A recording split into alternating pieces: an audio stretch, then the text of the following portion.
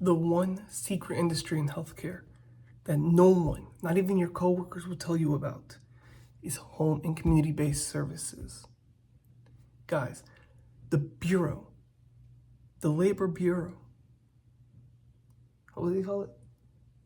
The Bureau of Labor Statistics. I have it right here. The Bureau of Labor Statistics says that this industry is supposed to grow by 70 billion in the next 5 years. It's 2025, 2030. It should grow by $70 billion. And it should grow, how do you say? I'm not the best at speaking, but I'm doing my best. I said I was gonna put out one piece of content every day, try my best. It's set to open up 1 million jobs in the next 5 years. We're already having a huge demand in CNAs, DSPs, PCTs, DCAs, all these different words for people that are working with clients in clients' care and patients in their home. There is a huge demand. I don't like to say shortage. I don't like that negative stuff. There's a huge demand. There are people getting paid, and people are getting paid their worth utilizing this industry. And you, before clicking on this video, you probably had no idea.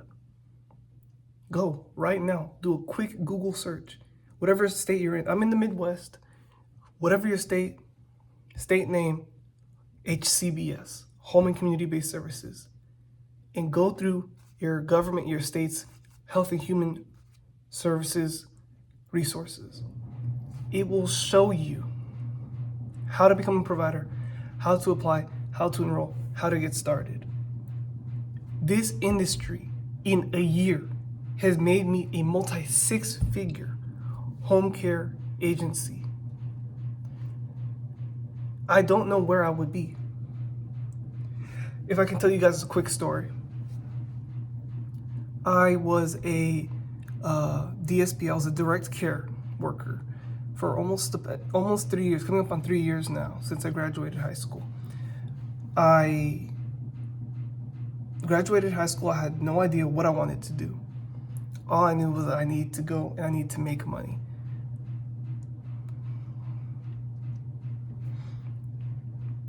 I found myself taking care of people. I've always loved people. I always loved taking care of people. I've worked in group homes. I love working with the elderly. It's just something about people. I love people. I love working with people. However, I very quickly realized, I say very quickly, but I've been in the industry for coming up on 3 years. But I did quickly realize that I'm being underpaid. I'm being underpaid. I'm being overlooked.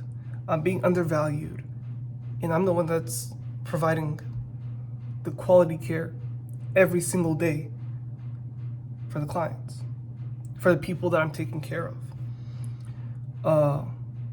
I very quickly realized that, and I basically tried to get myself through the door. I tried to figure out, okay, I'm the one doing the work. How could I maybe one day work myself up the ranks, like supervisor, manager, whatever, and get to that place where I'm making a little some money that, I would like. Doing overtime is great, and I feel like, especially in our industry, you get almost addicted to overtime. Like overtime, like you get a little bit of like incentive pay, or you get overtime pay, and you become addicted. You do 60 hours one week. You do 60 hours 1 week, and you see your check, and you're like, wow, okay, and I got incentive pay. I made this much money. What if I did 70? And then you see your 70-hour-a-week paycheck. You're like, wow, wait a minute.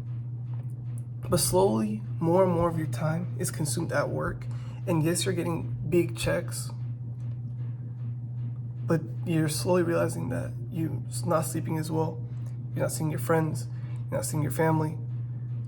And slowly, work is your life. And to tell you the truth, if you're anything like me,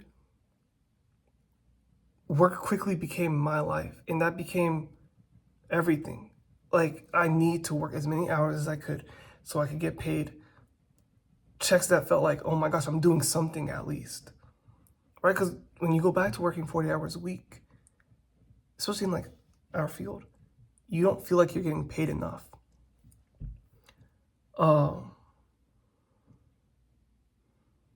The only thing is not being able to go home and see my family, not being able to go out, hang out with my friends, not being able to live my life.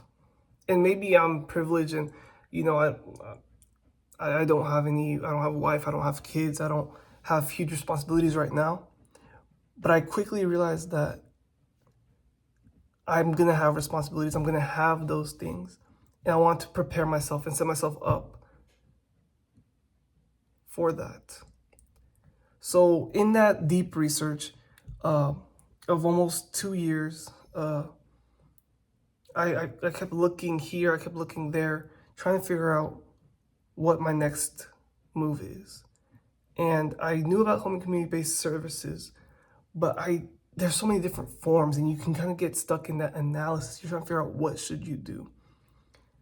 There are so many different ways you can work with those services. But for me, personally, I chose to start a home care agency. So at least with what I know, a lot of my coworkers were actually working with companies, but on the side, they would actually do their own private work. So they would go and get clientele that they worked maybe like 5 hours a day or 12 hours a day, and they would get paid directly from that client instead of working through an agency or working through a company. And I was like, wait, I could go this private route and work with the client by myself, but I'm limited again by the number of hours I can work. What if I started an agency and I actually did some CNA arbitrage? That's what I like to call it, where I have an agency, I can take on multiple clients, and I can actually send out quality caretakers and skim the profits. And the thing is, my caretakers get paid very nicely. They actually enjoy coming to work. They enjoy actually going and they're meeting with one person. They're not at a facility where they're taking care of 12 people and getting paid. I'm not gonna say minimum wage because they're not getting, you're not getting paid minimum wage, but you definitely feel like you're overstretched.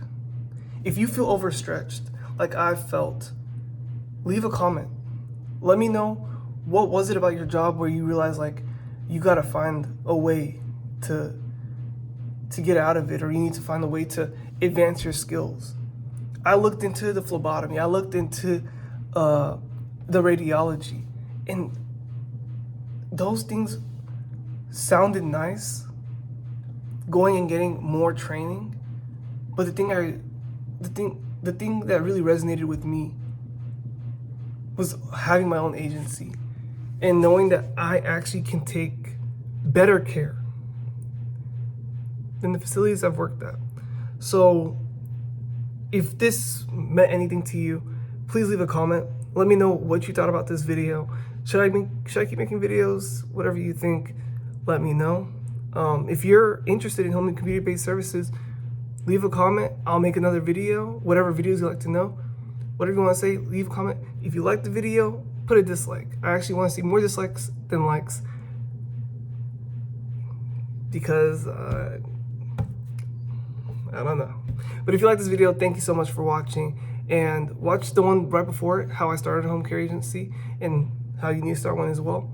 But if you're confused at all, again, leave a comment. I've said comment like 12 times, but it means a lot to me if you did. I want to know what else I can make for you guys, so you guys can get interested and get passionate and get paid your worth.